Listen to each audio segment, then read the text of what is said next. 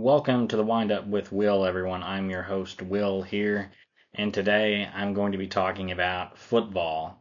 I'm sorry I've been away for a few weeks. I've had a lot of busyness going on. I've went up to Indianapolis and watched Caitlin Clark play with in the WNBA with the Indiana Fever against the Las Vegas Aces. It was a fun game. Got to spend some time with friend and my cousin and one of her friends. So it was a good weekend, and the same weekend I also went to Nashville to watch the Titans play the Packers. That was not this weekend.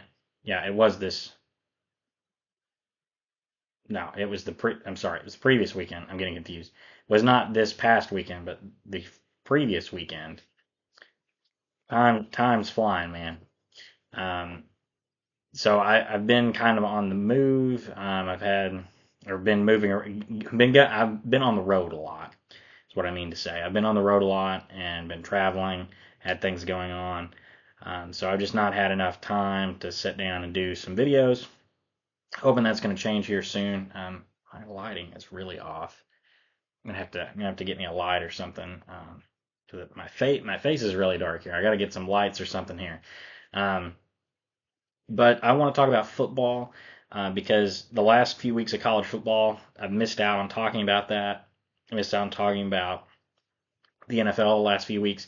So we got a lot to talk about, and I really have to make this video short today. I'm not going to do a 40-minute video. I'm not going to make you watch a 40-minute video. So let's go ahead and jump into it. We're going to start with college football, and then we'll move on to the NFL.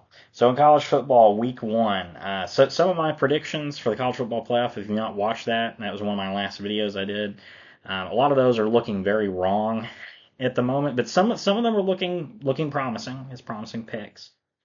Um, Week one, the game of the week that week was Notre Dame at A&M. A lot of people said A&M would win. There was other people like me that was saying Notre Dame was going to win, and if Notre Dame wins, they're set on this great course for the playoffs because their schedule is fairly easy outside of Florida State at home in the middle of the season and ending the year at USC. Those are really their only three games. Is three games they really have to worry about losing is at A&M, Florida State at home, and at USC to end the year.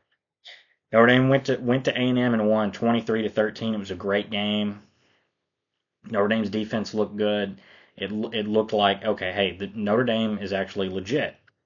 And then the following week, my Notre Dame Fighting Irish lost in week two at home to Northern Illinois, MAC school, who had not ever beaten a team in the top 10 before. Their last ranked win against a ranked team, I think, was in the early 2000s. It was a loss 16-14. It might very well be the upset of the year. So in week one, Notre Dame has the week one game of the week and this great win at A&M, and then week two has possibly the worst loss of the season, the greatest upset of the season. And so Notre Dame's just on two different spectrums. But if that is Notre Dame's only blemish, Notre Dame is still going to get into the playoffs because they're gonna play at Georgia Tech. It's really a neutral site game at Mercedes-Benz Stadium against Georgia Tech, who's been ranked. I know Georgia Tech has two losses now, but that's still going to be a good opponent for them. Georgia Tech has a win over Florida State. That's not looking as good now because my prediction of Florida State winning the ACC doesn't look as good either.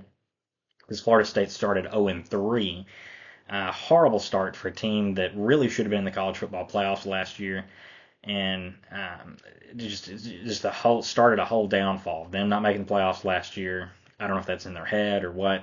Start 0-3 this year, and we've got the guy on Twitter saying that he would eat dog crap if Florida State lost to Georgia Tech, and then he deleted his Twitter account, and people are now saying, well, he has to eat it, otherwise they're not going to win another game. But they did break that. Who knows if he actually fix the curse or not. But we still got a little more to talk about. Also in week two, the game of the week was Texas at Michigan. This is going to prove whether Texas was a legit school or not. Notre Dame, by the way, after beating A&M week one, jumped up to number 5 and then lost to Northern Illinois at home. Same week, same day actually, I went and watched my Murray State Racers play at home against the Butler Bulldogs, which are a non-scholarship football team. Both schools are FCS level. Butler beat my Murray State Racers. It was a very devastating loss. It was a very devastating day for my football teams. Notre Dame lost to a MAC school, and Murray State lost to a non-scholarship school. So it was not a fun day in college football for me. But the game of the day in week 2 was Texas at Michigan. They beat them 31-12. Texas beat Michigan 31-12. Number 3 team over the number 10 team. That was the game of the week. Just a phenomenal game. Iowa State also was a great game, coming back to beat Iowa. They were down big in that game, and Iowa doesn't score a lot, and they have a good defense. Iowa State came from behind to win. That was a good win for them. Alabama had kind of a scare against South Florida, and 19th ranked Kansas lost to Illinois. Tennessee killed NC State. Tennessee was 14, NC State 24. Oregon had another scare. They barely beat Boise State the week before. They struggled against FCS Idaho in week 1. That was Oregon's didn't get off to necessarily a great start either, but they're winning compared to Florida State. Week 3, Notre Dame kind of redeemed itself by thrashing Purdue 66-7. The MAC schools have played Notre Dame far closer than Purdue. Purdue is looking like they're going to be towards the bottom of the Big Ten. Fortunate for them, Alabama went up to Wisconsin and thrashed them 42-10. LSU had a great game against South Carolina and barely won 36-33. That was a great game for 16th ranked LSU. Also, I should mention in week 1, USC beat. Where is that on the? Because it was not a normal game. It was the Sunday night game of week 1. USC beat LSU in Vegas 27-20. That was a great game and bumped USC up in the standings. Where we went week 3. So LSU was farther down, but they managed to hold off South Carolina to win. And then we've got this week. I just want to make sure I didn't skip any of the good games. Kansas State beat number 14. Kansas State beat Arizona, 20th ranked Arizona, 31-7. Big win for them there. Even though I don't think Arizona is maybe as good as that ranking, but it's a ranked win for Kansas State, and they're one of the favorites to win the Big 12. So that's a good win for them, good win for good for their resume. Michigan bounced back against Arkansas State, but didn't necessarily blow them out. They won 28-18. Now this past weekend, I'm going through the schedule and it glitched on me there. Week 4 this past weekend, Notre Dame beat Miami of Ohio 28-3. Another MAC school. Didn't really blow them out. Apparently the MAC is better than Purdue. Sorry, Purdue fans. That Notre Dame covered the spread, though. They were 19.5 point favorite. They covered the spread. Ohio State continues to win. They beat Marshall. Clemson edged out NC State. I shouldn't say edged out. They beat them a bit better than that. 59-35. Iowa State killed Arkansas State 52-7. Penn State continued their winning ways. Michigan had a huge bounce back win against USC 27-24. I saw a little bit of the end of the game. It was a close game. USC had a chance. USC took the lead late, and then they had a chance to stop Michigan, and they failed. And as a Notre Dame fan, it gives me joy watching USC lose, but also there was part of me that was wanting them to win to make it perhaps a bigger and better game if Notre Dame beats them to end the year. Louisville beat Georgia Tech, giving them their second loss on the season. 12th ranked Utah beat 14th Oklahoma State 22-19. Missouri survived Vanderbilt in double overtime. Tennessee beat Oklahoma at Oklahoma. That's a huge win for them. Tennessee's the 6th ranked team. They're only going to move up from there. Texas, after beating Michigan, jumped up to number 1. I should also mention back in week 3. Sorry, I got a lot to cover here, so I'm sorry if I'm skipping around. Back in week 3, so last weekend, Georgia had a scare against UK, which that was crazy. Early on, I'm in a group chat with some friends from church and just back home where I grew up, and they're all UK fans. I'm the only one that's not a UK fan in this group chat. And every year they do this UK pick'em, where it's just the UK game. It's not any other games. It's just UK. And there's no money on the line. All it is bragging rights. And every Saturday, we text who we think's going to win and what the score is going to be. And every single one of us picked UK or picked Georgia to win the game, UK to get blown out. I think the closest score, someone had UK losing by like 20 points. Um, I think I had them losing 37 or 38-7 or something like that. And Georgia barely won 13-12. And UK had opportunities in that game. I watched the end of the game. Like that was a blow to Georgia and knocked them down from 1-2 and bumped Texas up to the number 1 team in the land. It was not a good showing by Georgia. They did win though. They're the better team than UK. I'm going through some of the other scores. This past weekend, you had Illinois beat Nebraska in overtime and actually knocked Nebraska out of the top 25. They'd worked hard to build themselves into a top 25 school after just kind of had the past rough few years. What we got this weekend coming up, we have Louisville at Notre Dame. Louisville's the 15th ranked team in the nation. Notre Dame's the 16th ranked. That's going to be a good game for Notre Dame. If Notre Dame can win it, which I think they will because they're the better team, that's going to be a huge win for them. And this is what I said earlier in the video. I'm a Notre Dame fan, so I'm going to know them a little bit better and know their situation and their schedule a little more than some other teams. So I'm sorry if I talk about them a little more. I am a little biased, but I do know a bit about them a little more than some other schools. Notre Dame does have, whether you hate them, whether you love them, whether you don't care about them, or if you don't think they're worthy of the playoffs. Here's the deal. One, they're a big name brand. It's why Alabama got in the playoffs and Ohio State got in the playoffs a few times when they maybe shouldn't have in the 4-team.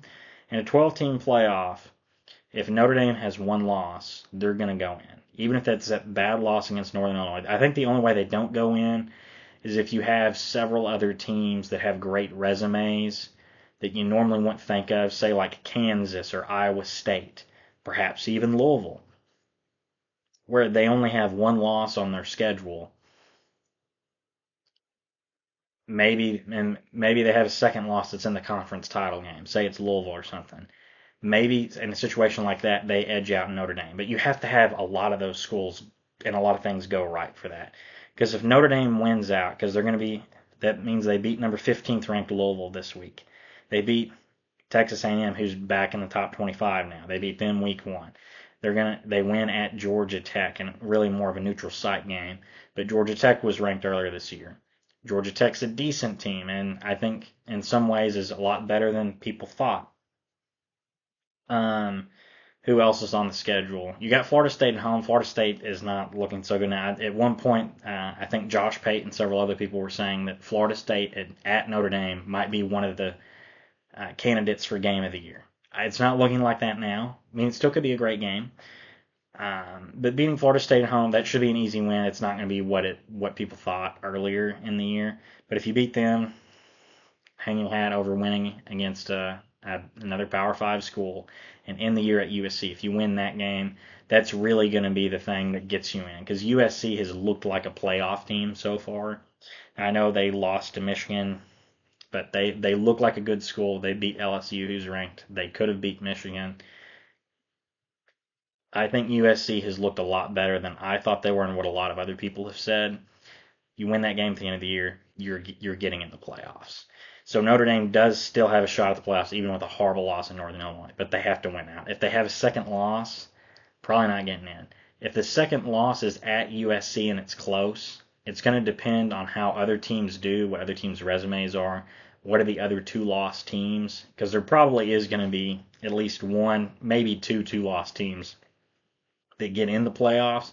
An example of that would be Texas or Georgia.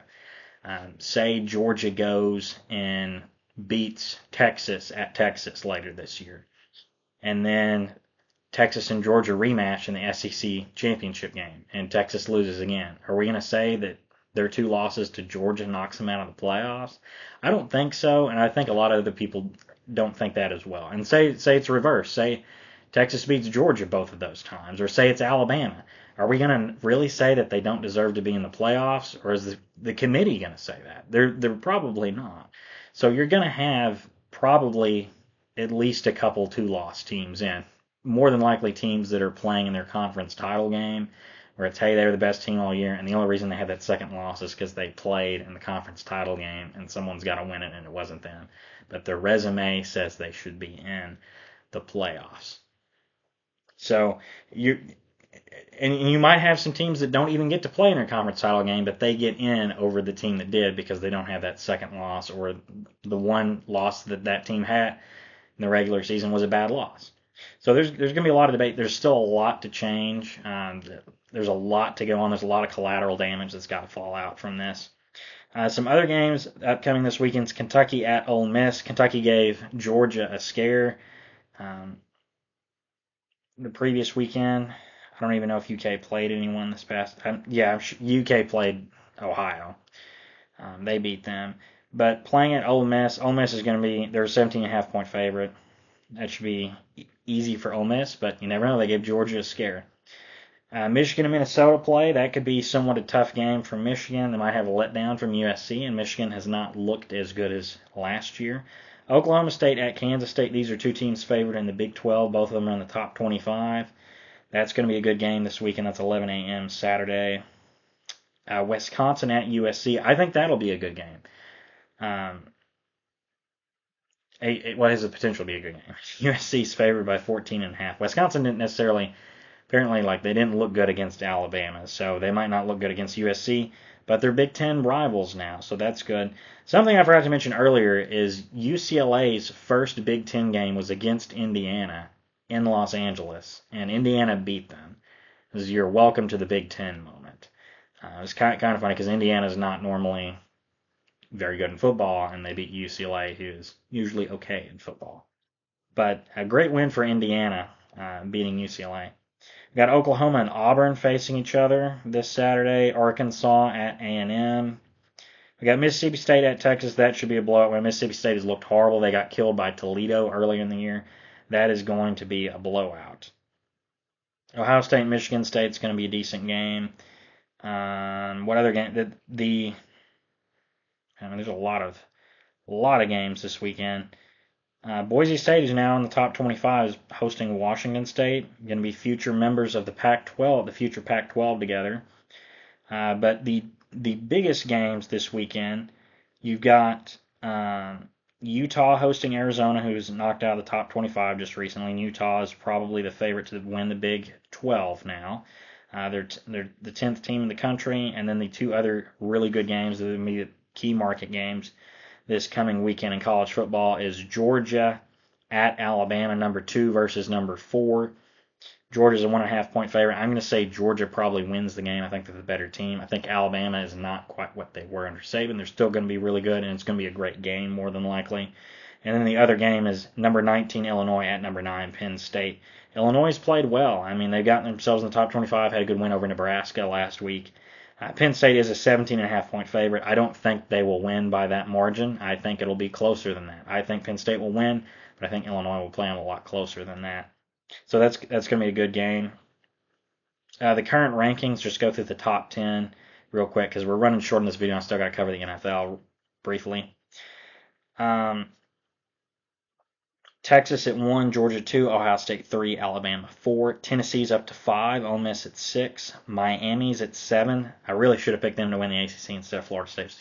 Huge misstep in picking Florida State, who's now 0-3. Number 8 school is Oregon. They've struggled a little early this year. That's why they're that low. Penn State at 9 and Utah at 10. My Notre Dame Fighting Irish are all the way down at 16, unfortunately. But that's what I have for the college football season so far. That's a lot crammed into 18 minutes there. We're going to try and cram in the NFL real quick. Hopefully I can keep this under 30 minutes. My plan was to keep this under 20 minutes, but that's obviously not going to be true because we're nearing that. So we've had 3 weeks now of the NFL. Tonight we had 2 Monday night games that are already over. Just some highlights briefly. Jordan Love is injured for the Packers, but hasn't really stopped them from winning the last couple of weeks. Killed my Titans earlier, yesterday. It was not a fun weekend for the Titans, watching former Titan Malik Willis beat us. The Chiefs beat the Ravens week 1. The Titans gave away a game in week 1 to the Bears, which was horrible. Will Levis didn't play well, but the offensive line was not good. So far in the first 3 games, the offensive line has not really looked any better than last year when they were one of the worst offensive lines in the league. So bad yesterday against the Packers that our right tackle was benched in the middle of the game. That's clearly you have some issues on your O-line. Will Levis was sacked 8 times, and one of the turnovers, a fumble on him. He got hit pretty high, and almost immediately when the ball was snapped to him because the O-line couldn't protect him, and he got hit pretty high, helmet kind of hitting him in the jaw here, and he falls to the ground, drops the ball. Like, it's not really on him. Also, one of his picks in the game I went to, the Titans versus Jets last weekend, it should have been pass interference, wasn't called, and then the wide receiver Tyler Boyd should have caught the ball, and the defender just ripped it out of his hands. It's not really on Levis either, and one of his other interceptions was just kind of the end of the game, just throwing it downfield, trying to make something happen, and gets intercepted. I feel like that one doesn't really count either. It's just kind of desperation at the end of the game. So Will Levis has been kind of unfairly criticized. I think he's still made some really boneheaded plays, like the pick six against the Bears. The game I went to, the Jets, he tried to throw a lateral while he was basically on the ground. That was a dumb decision. That led to a turnover. It was just not good. On the my other team, the Cowboys, looked really good week one and blowing out the Browns. Now the score is a lot closer than the game actually was, 33-17. But the Cowboys dominated the game, getting a ton of pressures on Deshaun Watson, getting sacks, and it looked like, oh man, the Cowboys are pretty good. And in the back of my mind though, I'm like, well, it is the Browns. We'll see how we go the rest of the season. And the Cowboys have struggled the last 2 weeks. They get blown out by the Saints 44-19. So last weekend while I was at the Titans game, my other team was getting blown out. 44-19 the Saints. That's been one of the storylines of the season. Derek Carr has looked great. The Saints offense, I think, scored on their first 15 possessions of the NFL season. Phenomenal start for their offense. And then yesterday, the Cowboys lost to the Ravens 28-25. They made a great comeback attempt at the end of the game, but I think part of it's just the Ravens collapsing. The Ravens nearly started 0-3. They lost to the Chiefs week one. Week two, they had an upset against the Raiders. They held a lead late in that fourth quarter. I think they were up 10 points in the fourth quarter. And they were up 23-13 in the fourth quarter and blew it with pretty much the full fourth quarter left. And the Raiders scored 13 straight points to win the game. Gardner Minshew has played good for the Raiders. As I've said most of his career, he is a capable starter in this league. And I really don't know why everyone just keeps handing him around. I would say he's probably a better starter than Anthony Richardson with the Colts, who has, I think, 6 interceptions on the season so far, and he doesn't really get any of the flack that Will Levis has. But it's because the Colts are America's darlings, apparently. There's a few teams that don't have any wins, which the Bengals, surprisingly, as good as they are, and I picked Joe Burrow to be league MVP this year, and he's got some good numbers, but the Bengals are 0-3. That's not a good start to the season. They lost tonight to Washington, which Jaden Daniels had a great game tonight. Also, you got the Jaguars who are 0-3. I don't think many people would have said that. The Titans are 0-3. I think you would probably have some people say that. I would not have said that. I would have thought we would have won at least one of these games, maybe 2 of them. But a rough start so far. Hopefully the Titans can improve. Other teams that don't have any wins, actually that's all the teams. Those are the only 3 teams that don't have wins. I thought there was more because there was teams at 0-2 after 2 weeks, but those have gotten wins. So some of the storylines so far, Brock Purdy has looked good for the 49ers, who have a ton of injuries with Deebo Samuel out and Christian McCaffrey out. Sam Darnold has come in for the Vikings, who lost J.J. McCarthy in the preseason to an ACL tear, and Sam Darnold might be league MVP right now. He's done phenomenal. Derek Carr is doing great for the Saints. Andy Dalton came in this past weekend after the Panthers decided to bench Bryce Young for some reason. I feel like that's just way too quick to bench Bryce Young. The number 1 pick last year. I think you got to ride him out for all of this year and maybe even part of next year to see what you have, see if he improves, see if you can put more talent around him. Sure, it doesn't look good that he's having to do jump throws to throw it over his linemen, but I don't think any quarterback would do well with the Panthers, except apparently Andy Dalton this weekend when he had a phenomenal game and the Panthers beat the Raiders, who upset the Ravens last week. Again, it's any given Sunday. That's the motto of this league, so anyone can win any one game. But it is kind of surprising that Andy Dalton the backup just comes in and has a phenomenal game, and Bryce Young really hasn't done that so far. So as a Panthers fan, you maybe got to be questioning, is Bryce Young a bust? Also, the fact that they did not draft C.J. Stroud #1, who went #2 to the Texans and looks phenomenal. So there's a lot of question marks of that, of just kind of like, why did you not take C.J. You could have had C.J. Stroud. But and that's why I say it's too soon of a move to bench Bryce Young. You gotta ride him out. You gotta see what you got, and it's the same thing with Will Levis with the Titans. He's started not even like a full season yet. Like he started I think 10 games last year. He started 3 so far this year. You gotta ride him out for the full year and possibly all of next year, just to see what you have and see if he improves, see if you can win games with him, and otherwise, you're just wasting a draft pick. You waste a draft pick, you play him a few games, he doesn't do good, and you get rid of him. You don't really do that with any other positions outside of quarterback, and you can't do it like that. You got to have some patience with young quarterbacks. And what else was I going to say? So Sam Darnold might be league MVP. Derek Carr might be league MVP. Andy Dalton has still got the moves.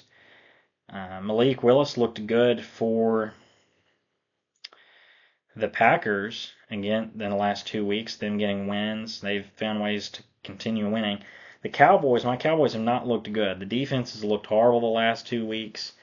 The offense has not looked great, and now the Cowboys are paying Dak Prescott $60 million a year. That is not a good look for them. It is a horrible decision to pay him $60 million. The only one that should be getting close to that is Patrick Mahomes. He's by far the best player in the league. Dak Prescott, well, I think he's an okay quarterback. You can win some games with him. I think he's an overglorified Alex Smith.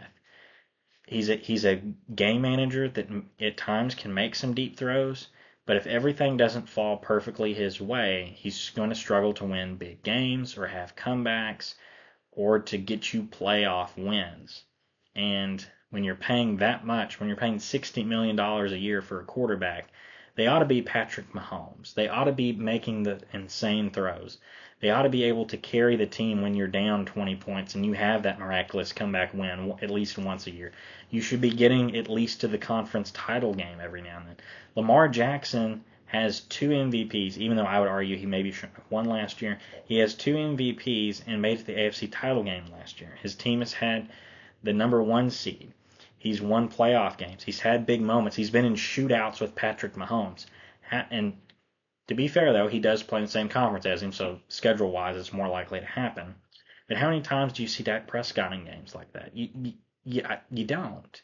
There's a lot of big games where he doesn't show up. So you're overpaying for him when you could be saying, hey, we'll give you $37 million based on the quarterback market, and all this money we could have given you, we're going to go out and get better players to improve the rest of the team. Try and make us the best capability win. Patrick Mahomes, the best player in the league, isn't even getting paid $60 million, so it's absurd. And as my dad pointed out, if the Cowboys don't do good this year, next year there's going to be a lot of people jumping off the bandwagon and calling for Dak Prescott to not be on the team or not make that amount of money. There's going to be a call for a lot of change in Dallas if things don't change. The Jets under Aaron Rodgers are off to a good start. They're 2-1. They lost the 49ers week 1, but have won the last 2 weeks against my Titans and the Patriots this week. The Texans got blown out by the Vikings this week. As I said, Sam Darnold looks like league MVP so far. Baker Mayfield has had a great resurgence. He might be in the conversation for MVP as well.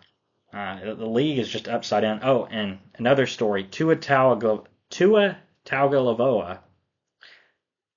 Man, I butchered his name.